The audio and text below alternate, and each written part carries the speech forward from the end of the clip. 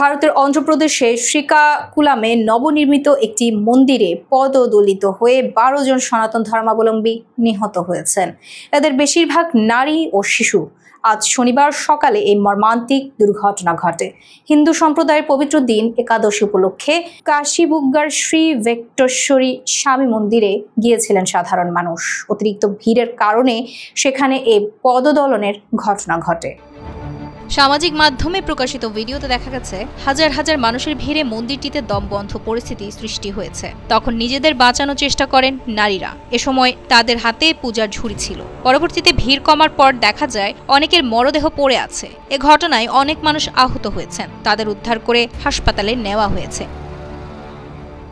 পরিস্থিতি এতটাই খারাপ ছিল যে কেউ কাউকে উদ্ধার করতেই পারছিলেন না। পরবর্তীতে সেখানে পুলিশ গিয়ে পরিস্থিতি নিয়ন্ত্রণে আনেন। মিনি তিরুপতি নামে পরিচিত এই মন্দিরটি সরকারি ব্যবস্থাপনায় পরিচালিত হয় না বলে জানিয়েছে সংবাদ মাধ্যম এনডিটিভি।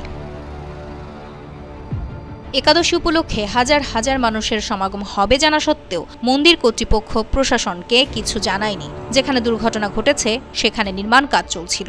অন্ধ্রপ্রদেশের মুখ্যমন্ত্রী চন্দ্রবাবু নাইডু আহতদের যথাযথ চিকিৎসা দেওয়ার নির্দেশ দিয়েছেন। উপমুখ্যমন্ত্রী পবন কল্যাণ জানিয়েছেন এ ঘটনার সুষ্ঠু তদন্ত করা হবে। প্রধানমন্ত্রী নরেন্দ্র মোদী এই ঘটনায় দুঃখ প্রকাশ করে জানিয়েছেন প্রত্যেক নিহতের পরিবারকে 2 লাখ রুপি সহায়তা দেওয়া হবে। এছাড়া আহতরা চিকিৎসার জন্য 50,000 রুপি পাবে।